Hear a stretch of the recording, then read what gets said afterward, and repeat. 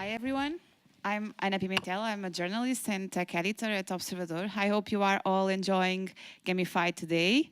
We are here with our nice guests to talk about storytelling, and I want each one of you to introduce yourself, make a little pitch about who you are and what you do in your life. Can we start here, João?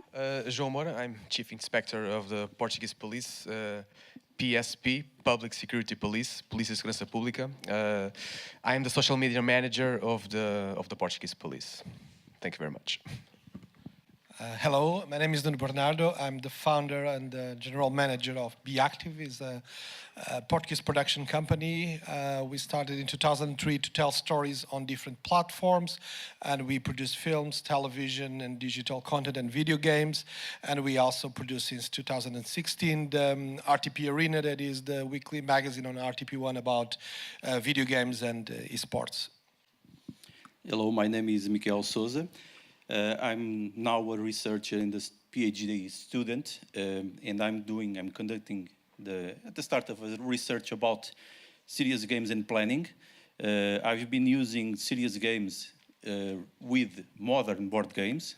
There's a new type of designs of board games to do training, to do serious games, to do exercises, and to train people to do several steps. We define objectives, and we use these games as tools to complete these objectives. So, kind of serious games. Thank you very much, João, Nuno, and Micael. So you all have different backgrounds and different goals on your daily work. But for each of you, what is the most important thing about storytelling? What is like the recipe for a really good story? Micael, do you want to start? Okay, that's a bit difficult to me because I'm used to use games, modern board games. And to me, and this is an academic perspective, there's two ways of think. That's the systemics and the narratology that defend that the stories are more important, and the ones that defend that the systems, the mechanics are more important. I think that a good game that creates a good storytelling, it's a game where the mechanics of the game have some meaning. It's not an empty story. The story must be connected to the game mechanics to have some meaning. And when we have some meaning to what we are doing, we can learn, we can do stuff, we can do serious stuff with the games. And the games have meaning, and the games this way can engage people. I think it's a correlation with the two aspects, systemic and narrative. But how do you find a good meaning? We need to read people, read the psychological character, because not all persons reacted the same way to the games. So we need to adapt the games to the psychological character. And the games need to have something to do with the person. They cannot be overcomplicated, they cannot be over simple. We have to adapt, because some games mean a lot to some people and others don't mean a thing. So it's subjective. Okay. João, you have a really different approach to this, but because we all expect the police to have a certain role and we have this vision, so it may be quite challenging to have good storytelling. What is more important for you when you do your job? Well, for us, 3-4 years ago, we adopted a strategy on social media, primarily Facebook, which is the social media in Portugal still. We decided that we had to make a digital proximity network. Storytelling is an important tool. It's a big help for us because we have these ingredients of proximity, prevention, engagement, and interaction with the communities. Different programs we have here in Portugal, like Safe School, Escola Segura, Safe Commerce, Comércio Seguro, Safe Taxi, all have this base of proximity and interaction with the people. And when I say interaction, I say really the police officers engage a relation of trust with communities offline, And what we try to do using storytelling, using emotion, try to humanize the figure of the police officer. We try to pass those ingredients to our social media strategy. It's challenging because if we are very scrutinated, how do you say, scrutinated, analyzed and criticized by society. So if our actions on the ground, on the field, don't match with our storytelling digital strategy, we lose credibility. And that's a challenge for us every day because we have to be credible to balance social media strategy with our actions every day on the ground. So do you feel like that your freedom of acting is less than you would like it to be? Because you are limited by these things that you have said, like the role that you have. So maybe for being the police, you have to be more careful on what you are saying. Yes, we try to, every storytelling campaign or advice of like road safety, for instance, we try to never touch on political beliefs, social beliefs. We have to be neutral to reach all targets, all ages regarding those conditions. We have to be politically correct, but always with humor, with creativity, especially to younger generations. We try to make some fun contents, and storytelling and humor mainly have been big helps. Okay. Nuno, and you, what is your secret for the storytelling? It's your daily job. It's my daily job. I spend my days telling stories. And I just finished upstairs a workshop about storytelling. And in the group, we come together with a few things that are important. I think as consumers of stories, what are important to us, most of all, it's characters. I think characters are the why we keep watching the same story, or why we keep watching Grey's Anatomy after 15 years. Is not because the story is compelling, the episodes have new stories, but because we love those characters, we love those people, we grew up with them, so we want to see what they are doing. And the same with Star Wars, or now with Avengers. Those characters are key, and that's what makes us keep watching the same or similar stories. The second element is how stories are relatable. And if I ask to this audience what are their favorite films or television series, probably everyone has, besides Game of Thrones that everybody will love, probably all of you will have different favorite games, not because one movie is better than the other, but because that specific story connect with you at an emotional level, because it's relatable. The lead character lived something, or overcome some challenge, or some parent to die, or something happened to that character that you relate, that somehow you lived before. And the relatability of stories and characters are key elements for a story to have that emotional connection. And third, I think, is context, and context is really important. We made an exercise in the workshop where we're talking about video games, and I brought the example of Space Invaders, that game, the black and white game where you have some pixels and you shoot what supposed to be spaceships in the top, and it is one of the first games. It's just a mechanic, you just push buttons.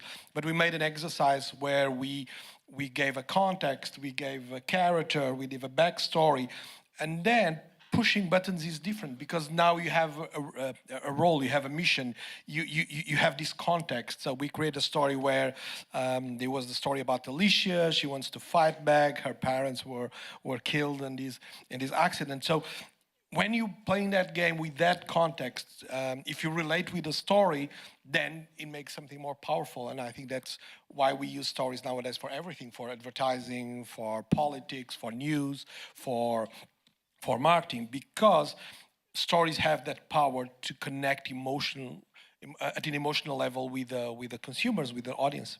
So you are a true believer that a good story can really change people's behaviors and engage with people in every level. of our society. Yes, I think that's what we see in society nowadays. One example that I mentioned, and I keep mentioning. I don't know if you remember that 10 years ago, 12 years ago, Old Spice, the aftershave, that was something that even when I was a kid was old. It was like my grandfather's aftershave, and the brand was totally dead, and nobody more or less than 40 years old ever cared about Old Spice, and they come up with these ads about this guy in a horse and use comedy and use stories and use characters, and then Old Spice is cool again. You see kids of 18, 20 years old using Old Spice, and the only reason that Old Spice became cool again is because they use a good character and a good story, and they use comedy to bring a message to the consumers. Okay, Micael, what do you think about this? Because, like, let's imagine you mentioned meaning earlier, the meaning of a game. Do you think that finding the right meaning can really engage with people and make them change the way they look at things? Or, like, earlier we were talking about urban planning. So what do you think? Can also this make sense in the games? I think it depends what we want with a game. Some players like a lot of abstract games. They have no theme. And there's a lot of discussion in the game studies about what do you love, abstract games, thematic games. There's an ongoing discussion. I think when we want to use games for a purpose, that's a different thing. That's what we are talking here, gamification and serious gaming. We need to make a relation with the mechanics and the theme to make the context. Otherwise, it won't mean anything. It's just optimization. It's just a logical puzzle solving. Some people like that, others don't. That's why I talk about the psychological character of each person. That's why some people like some games and others don't like them. I've seen a lot of, some people love a lot of games that have storytelling, and we can use that in the right context to do some changes.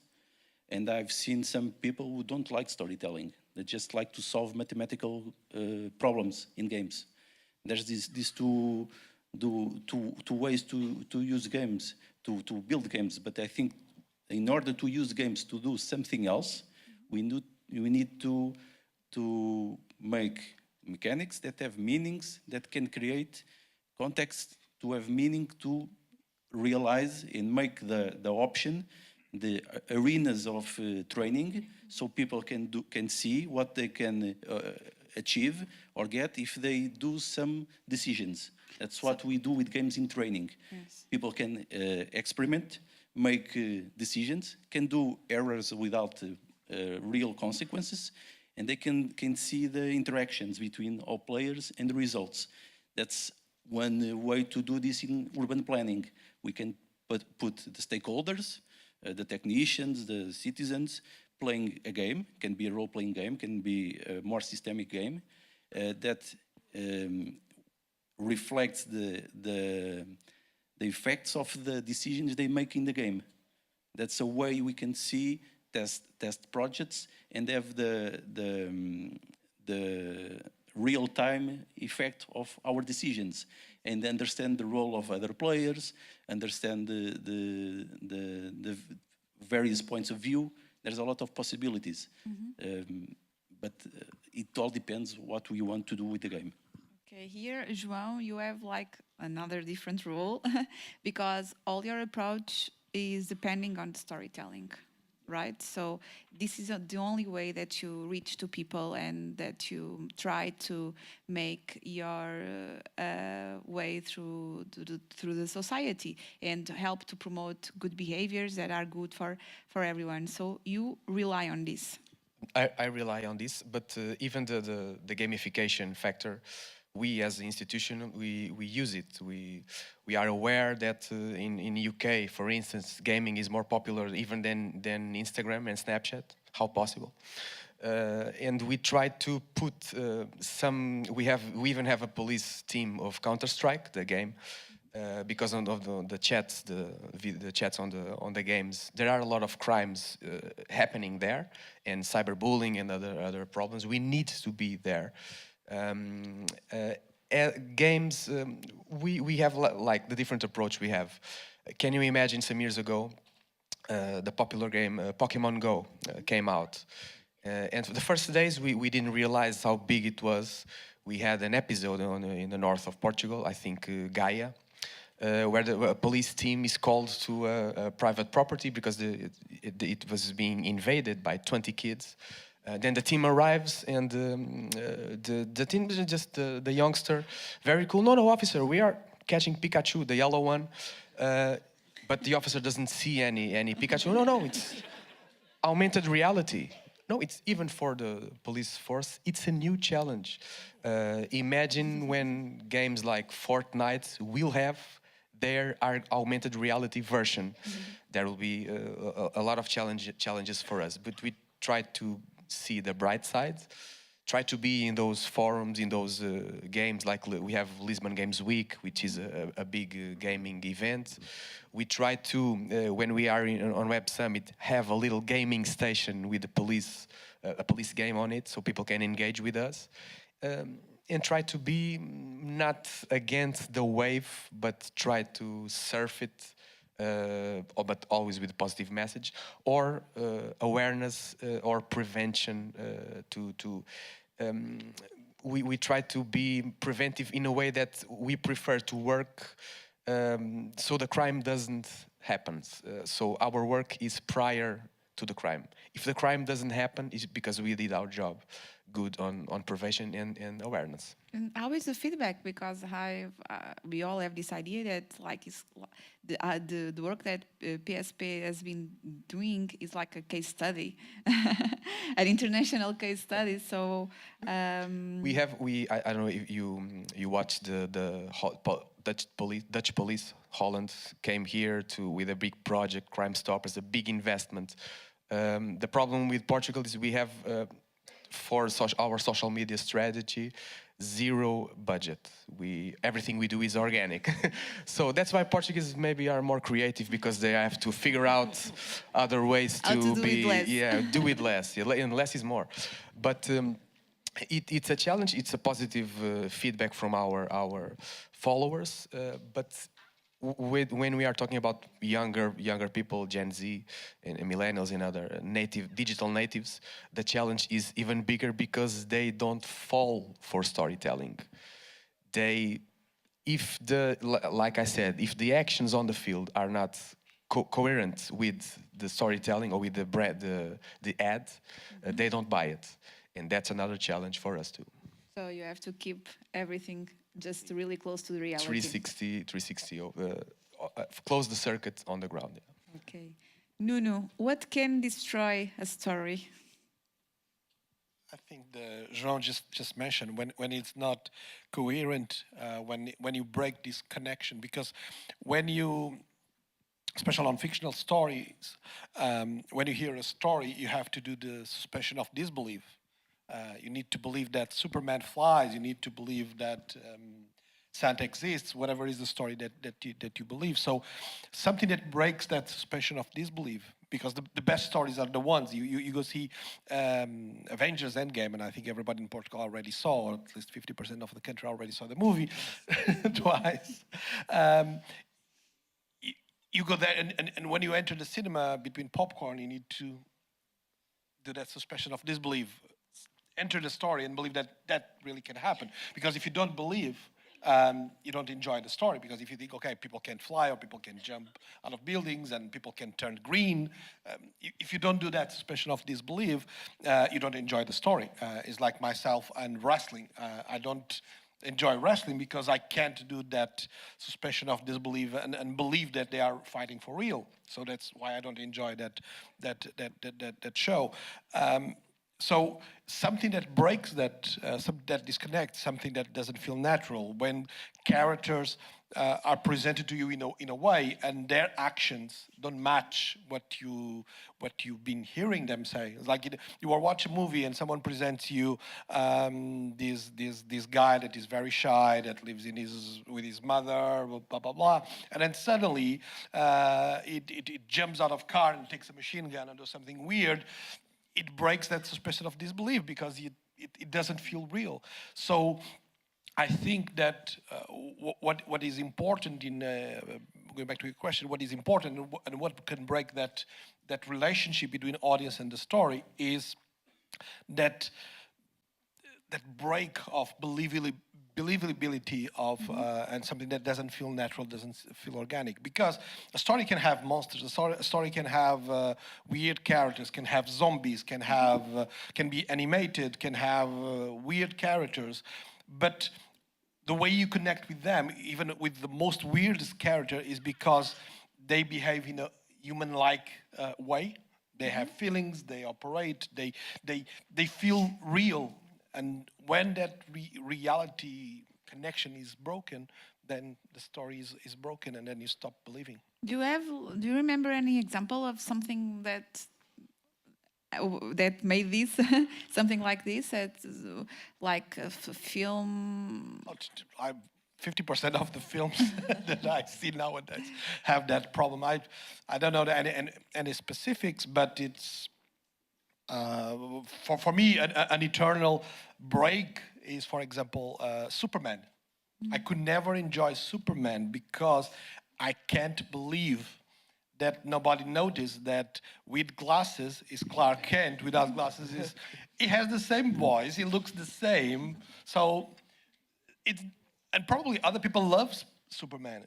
So I think that this break of believability, it's not common to everybody. Different people react in different ways. You mentioned earlier the emotional level between like the character and the people that is reading or standing in front of the character. Is there anything in that emotional level that can be a mistake? A mistake. Yeah, for example, I'm speaking about the like when you are imagining the story and you are writing the story. Is there like if any mistakes that you already know that you can't do because it will break that emotional level with the person? It's when you create a character, you need to have that level of you need to be relatable.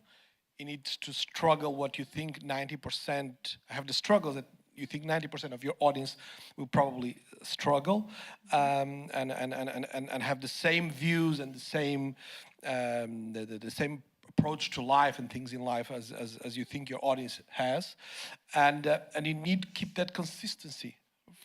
A weird case, if you create a character that is so left wing, if you want, and has these views about the world that are very left wing and believes in common distribution, all of these things, and suddenly when he has to make a decision, he becomes the most right-wing character. You break that connection with the audience, because if you create a character, you believe that your audience likes that approach, likes that the character has these left-wing views about the world, and then suddenly it changes. You start not liking the character. If you have a character that is is very environmentally aware and wants to save the planet and recycles and do all these things, and suddenly in middle of the story he drives a very expensive car that pollutes a lot and throws rubbish on the floor and does all these crazy things and pollutes a lot. We are talking about Iron Man. Yeah, probably. Then you start not liking that character. But in a way, that could be an approach. But sometimes it's a mistake, and then sometimes you break that relationship with your audience. Because if you do your job right, people will love your lead character. They will project themselves in your character. They want that character to behave not probably the way you behave, but the way you would like to behave yourself. I remember that because 15 years ago, we did a show called Sophia's Diary. It was a teenage diary.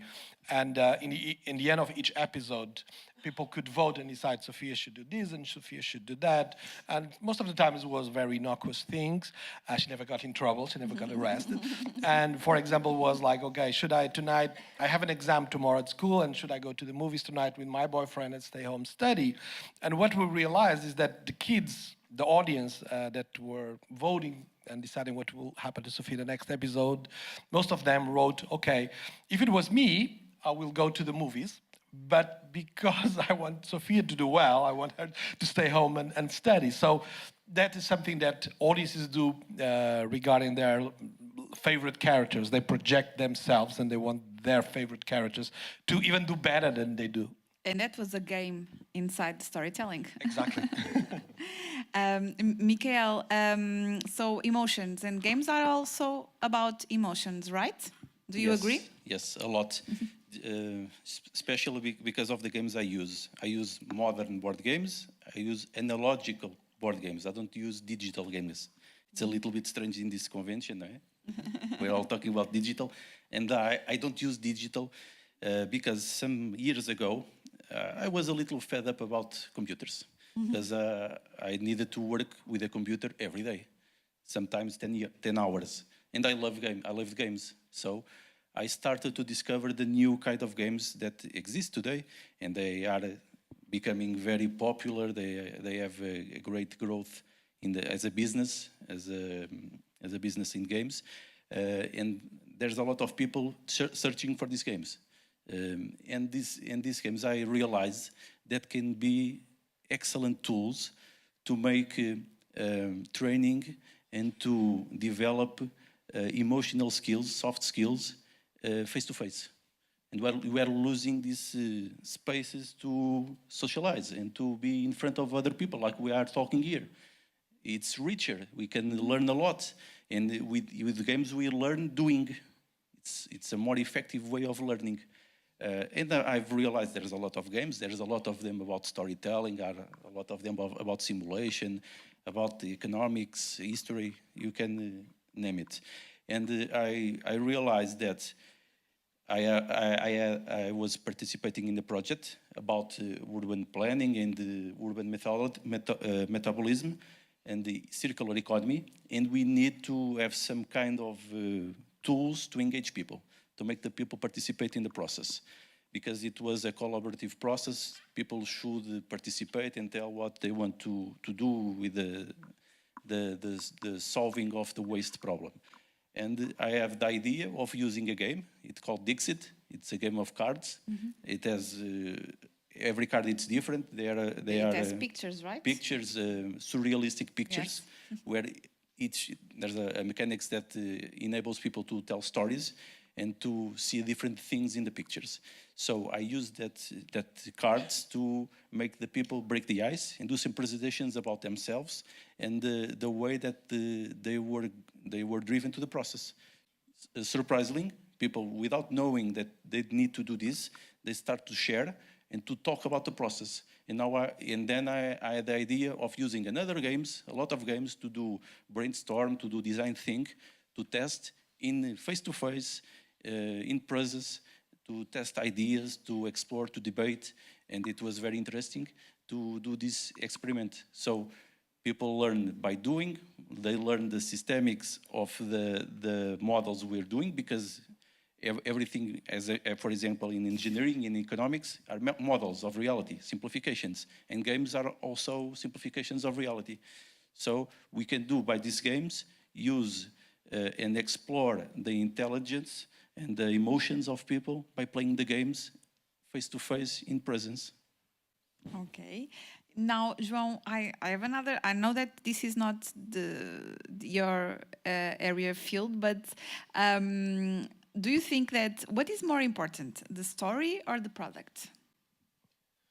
Well, for us, I still think it's the product, because we are not a brand. We don't fight for profit.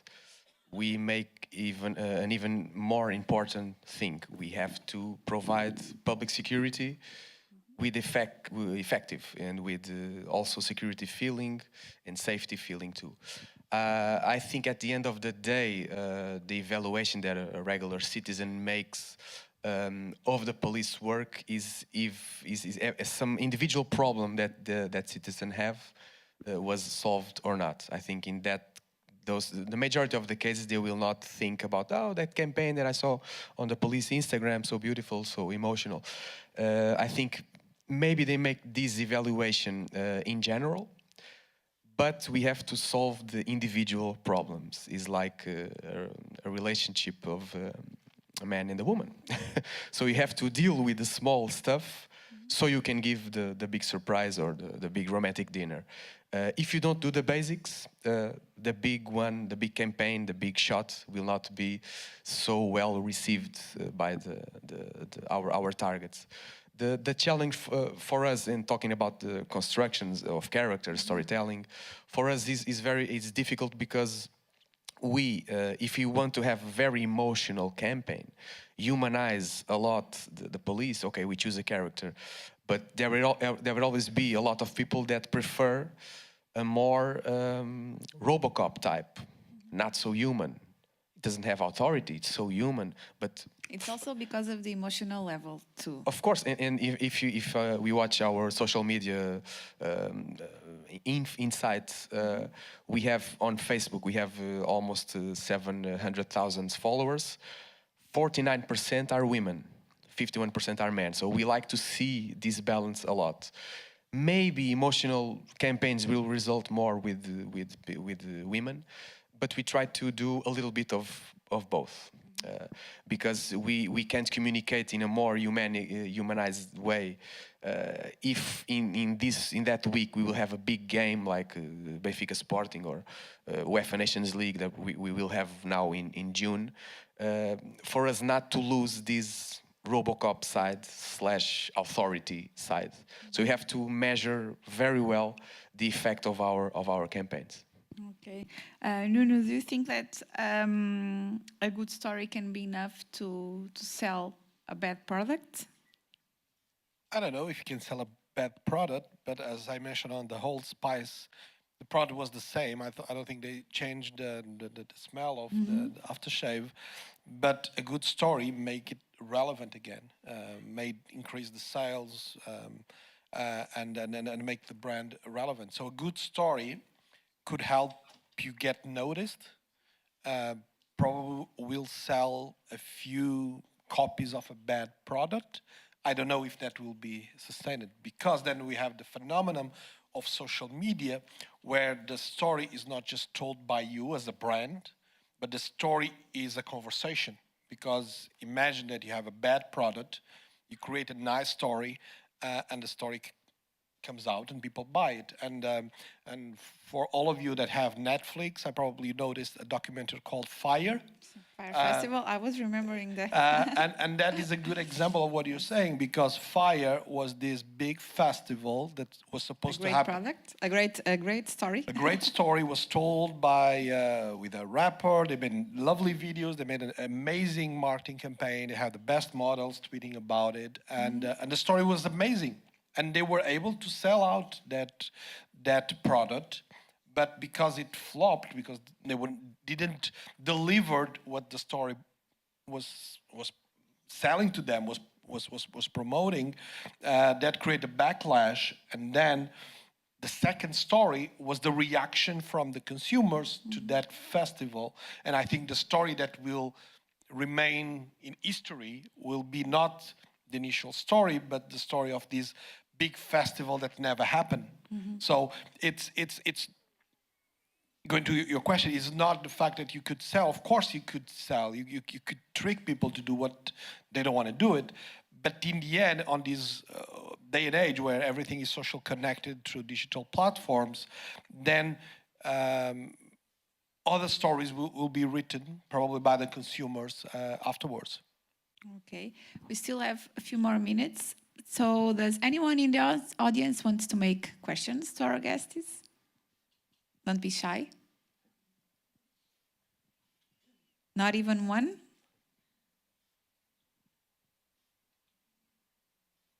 Okay, now I'm sad. So you are stuck with me. I have to do the know that the you last have- question. I know you have good ones there, so. Well, I've done my homework. So there's another question that I have for Micael, because we were talking about this earlier. So can a game, and I think that this applies for stories too, can a game manipulate people in serious ways? Yes, And it lead can. and lead them to do things that they didn't know that they wanted and maybe didn't ever wanted. Yes, I think they can. In modern design, I'm always talking about modern board games because they are different from old games. And there's a relation to this question. New games, these new designs, are important. They are different because the power is given to the players. What I mean is, the players play the game. It's not the game that play the players. That's very important. When, for example, the storytelling in these games, they are important, and we can do things with the games because it's the relations, what people decide to do. The game it's what it is because of what people throw inside and get from the game. The game don't manipulate the story, don't make the directions to follow. It has an open arena, like a sandbox, so you can construct things. And there's something new about these games. For example, some of these games that use dices. We are used to board games where we throw dices, and that's a result. We do what the dice give you. In these games, there's no mechanics like this. We decide what to do. For example, there can be dices, but the dices are just to make some aleatory context. Nothing more than that. There's the decision. And when we can decide, we manipulate the game, and the game don't manipulate us. And this is very important nowadays because we are individualists in a good way, because we would like to have a voice, we would like to be active, we don't like to be manipulated. And these games are being very successful because they permit the players to do what they want, to test, to express their freedom with a system of rules that permits this, don't restrict them. I was here seeing João that was listening to you very carefully. So I think that you have something to add on this. Well, I agree, but the thing is, I always try to give a police view about it. Talking about the thing with if it can manipulate or not. Let me try to take you to a police view. I have Netflix. I watch a lot of shows there. I remember this movie Bird Box with Sandra Bullock. Okay, I watched it. I enjoyed. Okay, not terror, but okay, cool show.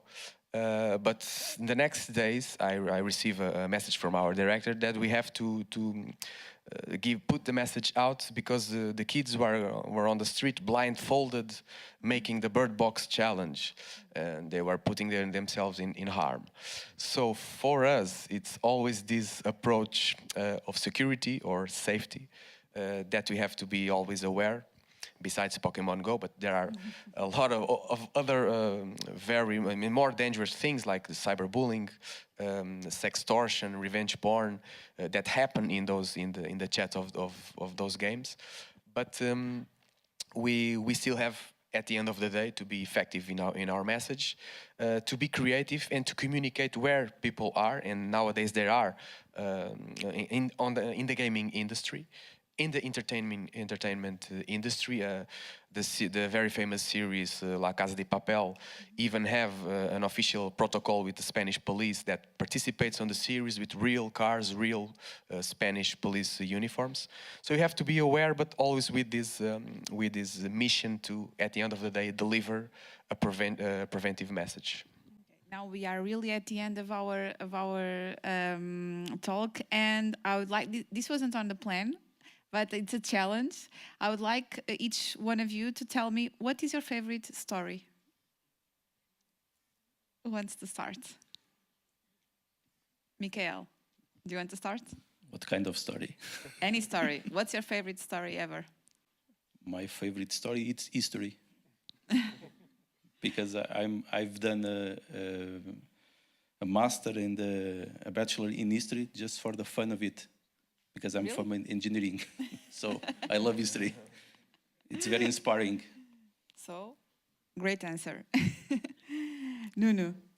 Oh, I present on the workshop. There is a very short story that I keep using and I love it. It's being credited as the shortest short story in the world. Only has 6 words, and is credited to Ernest Hemingway. And it says, "For sale, baby shoes never worn." Okay, thank you. And you, João? So, the real one may be a real story of the national team of Portugal being European champion in France, where there are a lot of Portuguese immigrants. I think it's the second city in the world with most Portuguese citizens.